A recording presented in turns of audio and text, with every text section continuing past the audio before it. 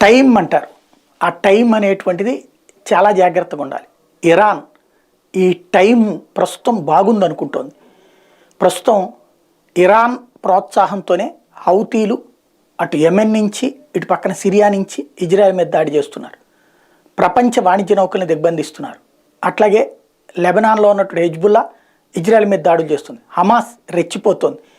కిడ్నాపులు చేసి మరీ కథ నడుపుతోంది. ఇరాన్ ఇంకా ఇంకా రెచ్చిపోతానే ఉంది. అమెరికాకి వార్నింగ్లు ఇస్తుంది, యూరప్ దేశాలకు వార్నింగ్లు ఇస్తుంది, మీ ఇంకా కొత్త హెచ్చరికలు జారీ చేస్తుంది. ఏంటయ్యా అంటే ఇజ్రాయెల్ని బహిష్కరించండి, ఇజ్రాయెల్ని వాణిజ్యంగా బహిష్కరించండి, ఇజ్రాయెల్ మీదన దాడులు కొనసాగుతాయి, ఇజ్రాయెల్కి మద్దతు ఇచ్చే వాళ్ళ మీద కూడా దాడులు కొనసాగుతాయి. ఏదైతే తాజాగా గుజరాత్ దగ్గరకు వస్తున్నటువంటి మ్యాంగ్లూర్ ఎయిర్పోర్ట్కి రావడం, మ్యాంగ్లూర్ పోర్ట్కి రావడం కోసం గుజరాత్కి దగ్గరలోకి వస్తున్నటువంటి ఇజ్రాయెల్కి సంబంధించినటువంటి నౌకని ఎట్లయితే దాడులు చేశారో అట్లాంటి దాడులు చేస్తాం, డ్రోన్ల ద్వారా దాడులు చేస్తామని హెచ్చరిస్తోంది. అంతా బాగానే ఉంది. టైం వస్తుంది. ఆ టైం వచ్చినప్పుడు సద్దాం హుస్సేన్ విర్రవీగాడు, ఏమైపోయింది? హిట్లర్ విర్రవీగాడు, ఏమైపోయింది? కొమైని విర్రవీగుతున్నాడు. టైం తేడా వచ్చినప్పుడు ప్రస్తుతానికి ఏంటంటే అగ్రరాజ్యాలను తిడతన్నాడు కానీ వాళ్ళ జోలికి పోవట్లా, ఇజ్రాయెల్ జోలికి మాత్రం పంపిస్తున్నాడు. అందరికీ మండిన రోజున ఏమవుతుంది? వాణిజ్య వ్యాపారాలను బంద్ చేయాలంటే చూస్తూ ఊరుకుంటారా? తీవ్రవాది కోసం తగ్గుతుందా ప్రపంచం? తగ్గితే ప్రతి తీవ్రవాది భయపెడతాడు. కాబట్టి రిటాలియేషన్ ప్రారంభమైందంటే బూడిదైపోతుంది ఇరాన్. భారతదేశానికి వస్తున్నటువంటి నౌక మీదన జరిగినటువంటి డ్రోన్ దాడి హౌతీ తీవ్రవాదుల పని అనే కంటే కూడా అది ఇరాన్ ప్రత్యక్షంగా చేసిందంటూ తాజాగా అమెరికా సంచలనాత్మకమైన అంశాన్ని బయటపెట్టింది. సౌదీ అరేబియా నుంచి మంగళూరు పోర్టుకు వస్తున్న నౌక ఎంవి షంఫ్లూటోపై డ్రోన్ దాడి ఇరాన్ భూభాగం నుంచి జరిగిందని అమెరికా రక్షణ కార్యాలయం పెంటగాన్ వెల్లడించింది.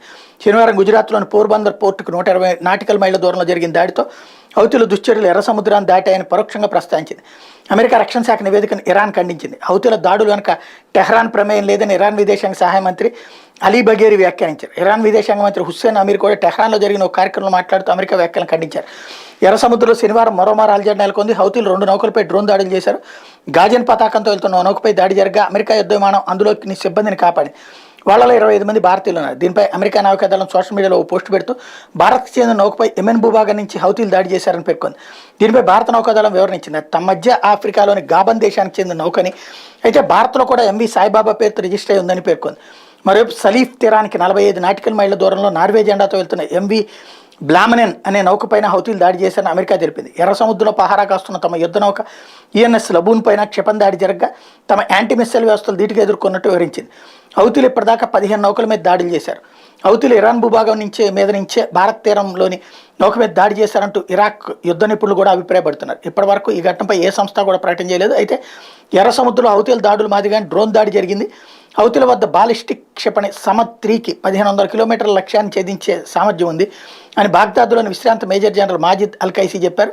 హౌతీలు సింగిల్ స్టేజ్ డ్రోన్లను వినియోగిస్తున్నారన్నారు. సింగిల్ స్టేజ్ డ్రోన్లను ఆత్మాహుతి ఆయుధాలుగా అని చెప్తారని, వాటి రిమోట్ ద్వారా లక్ష్యాలను ఛేదించడానికి ఉపయోగిస్తున్నారని ఆయన పేర్కొన్నారు. అయితే హౌతీలకు 1000 నుంచి 1200 కిలోమీటర్ల దూరంలో ఉండే తమ లక్ష్యాలను ఖచ్చితత్వం ఛేదించే సాంకేతికత ట్రాకింగ్ వ్యవస్థ లేదని పేర్కొన్నారు.